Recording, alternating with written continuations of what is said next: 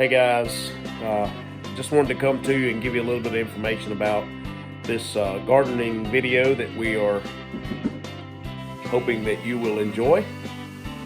I grew up with a family that gardened every year and gardened on a large scale. I have been around gardening and gardened on and off all of my life. I've always enjoyed gardening.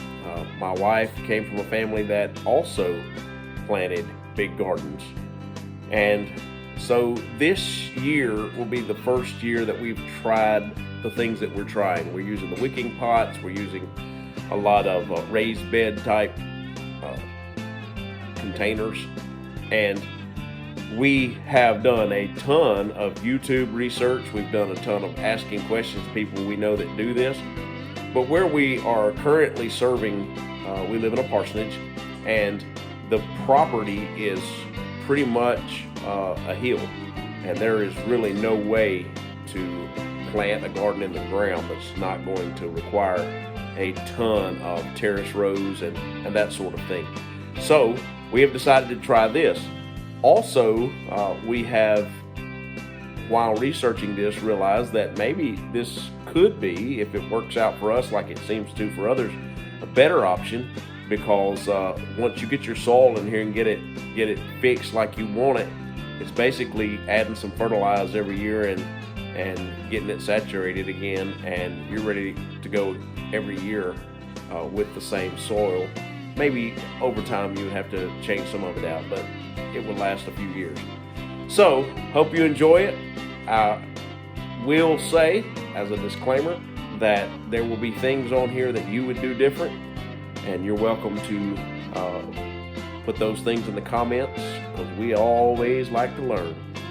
But anyway, we are thankful to be ready, or at least started with our garden, and we hope that you enjoy gardening with Haden Farms. Okay, so I may be a little bit impatient, but I'm ready to plant something. No, I'm not gonna plant it today. It's January the 25th. A bit too early yet, but this is a water trough, and as you can see, it's got some holes in it, and yet the exterior walls are still in pretty good shape. So what I'm probably going to do is build me a frame for it, pick it up a little bit, and I'm going to make a raised bed out of it for maybe some tomato or pepper plants. And I'll also use some of these mineral tubs that are empty. I've used them before, but you can really baby some nice tomato plants or nice pepper plants or something like that in them. So I'm gonna get these things drilled, and I might do a little research to see what size my holes need to be, and we're going to start working on this and this trough, which I would guess is probably about 6 foot long. So we're gonna make something happen here. I've been planting tomato plants in these for a couple of years, and I've been okay with some. Some of them have been a little bit too wet, didn't do like I would want them to. And so I began to do a little research, and I actually found a channel.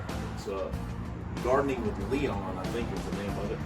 And he does a self-wicking planter out of these mineral tubs. And so we're going to follow his recipe. I can't take credit for it at all. And make a few of these over the next few weeks to see how they work. The first thing he tells you to do is put a hole in the side of your tub about 5 inches from the bottom. So we'll do that.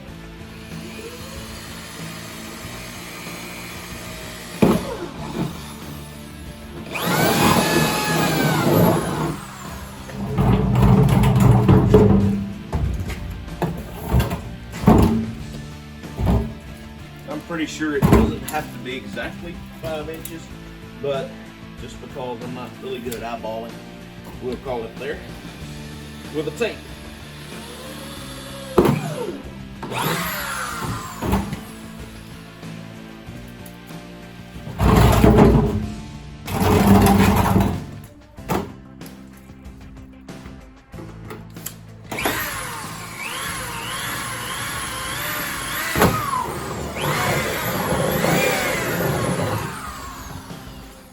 So when you send out a mass text to your church members and tell them that you need their empty milk jugs for a gardening project, you get things like this on your desk. And things like this inside your office door. It's awesome. We're going to be building some self-wicking tubs very soon.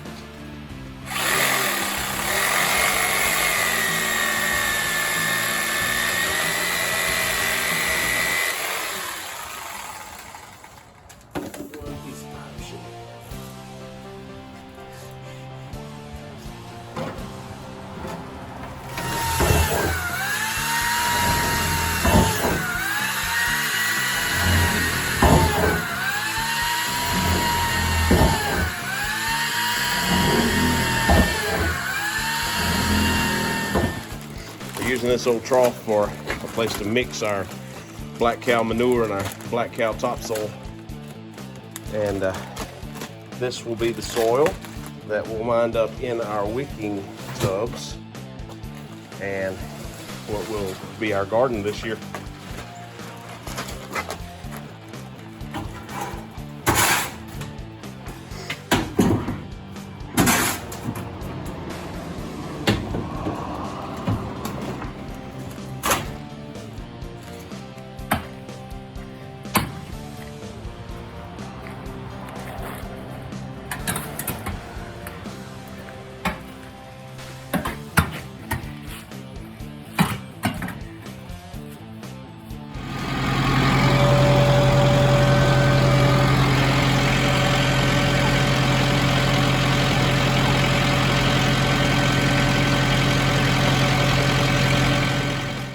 Okay, so this is what I'm gonna do with my potatoes. I'm gonna use these buckets and see. I've never tried this. A lot of people have tried it and liked it, said they had good results with it, but put those holes in the bottom to keep it from staying too wet, because if those potatoes stay too wet, they'll rot, as we all know. So got that started. I probably have 4 inches of mixed black cow topsoil and black cow manure in the bottom of this. And so I'm gonna go ahead and put me some potatoes in there, probably about 6 cuts in there, and then I will put some more dirt in. I got me 6 pieces of potato down in there. They've got pretty good little sprouts on them. So I'm going to now put some more dirt on. So I put about 4 more inches of soil on top of the potatoes, and until they break through that soil, that's all we'll put. When they break through, we'll add some more. Well, we got started planting some of our vegetables, and then the rain came and it came hard, so I've still got some that need to be planted, and I've realized that I don't have enough tubs, and I hope I'm not planting everything too close. From everything I have researched, I'm not, but it seems close in those tubs, so we will see. But I'm gonna have to come up with another couple of tubs and get those prepared to expand. This is another bed that I'm preparing. This is an old trough insert that I've used a couple years, but last year I used it way too shallow. Kind of cut some corners on the dirt. I'm gonna finish filling it up this year. And this is where I'm going to plant bell pepper and some banana pepper. I'll probably go all the way to the edge with a plant right on the edge here, and then a plant on the edge here, and that way I can get a double row of peppers. So that's what we're doing here. I gotta go get some more dirt because I've run out.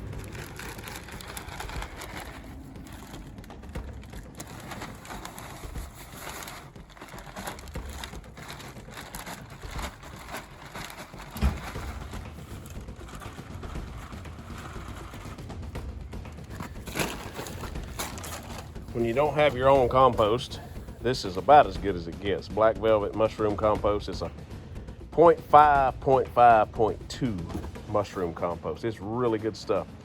And we're gonna mix it in here with some Black Cow and some Fafford that we had left from last year. And this is where our peppers and bell peppers and banana peppers are going. Okay, because we have run out of room, we've decided to use what was going to be the herb bed to plant some banana pepper and some onion.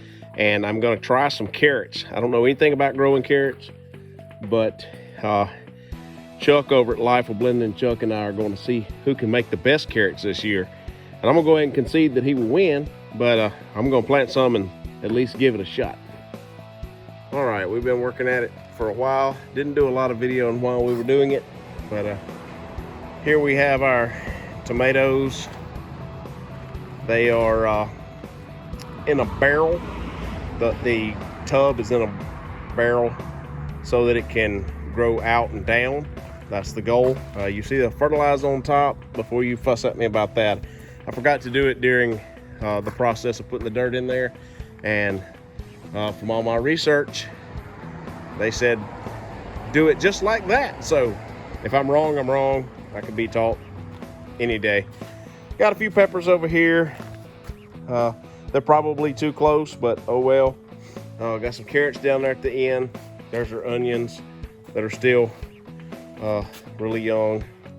Need to come on out here because I like me some green onions.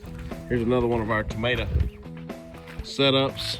By the way, we had some extra. I got to make another barrel and wicking tub. Then we had some extra stuff that we just potted. 4 or 5 tomatoes. There's a squash. Oh, I can't wait to eat some good squash. Here's 2 more tomatoes. Again, maybe crowded, but you know, you do what you got to do. Here is eggplant. We got that there. Here on one side is bell pepper, the other side is banana pepper. This is jalapeno. And my son put a little bit much fertilizer in some of this. Here's some more squash. I think there's some zucchini and some, yeah, there's zucchini and there's some crookneck in there as well. And then we have one more bucket of tomatoes. So that's where we are so far. I am positive that I've made mistakes. I'm positive that everything I've done is not correct because I'm used to growing gardens in the ground. And this is a little bit different. Oh yeah, potatoes. 2 buckets of potatoes here. So anyway, we'll see how it works out. And if you have advice or corrections, feel free to give them to me. I won't even get mad at you unless you call me. Oh well, I won't get mad at you regardless. I don't want to end this video without giving props to CNC Specialties of Laurel, Mississippi. CNC took our ideas for a logo and our ideas for a brand and put it together. They listened to what we had to say and they operated off of the information that we gave them, and we could not be happier with the work. The great thing about CNC Specialties is you don't have to be in Laurel, Mississippi for them to help you. You can find them on the web. We are so happy with the work they've done. Bob and the crew at CNC Specialties deserve a chance at your business as well. Go like, subscribe, and hit that alert bell so that you can keep up with all the things going on at Haden Farms. Thank you for joining us. God bless.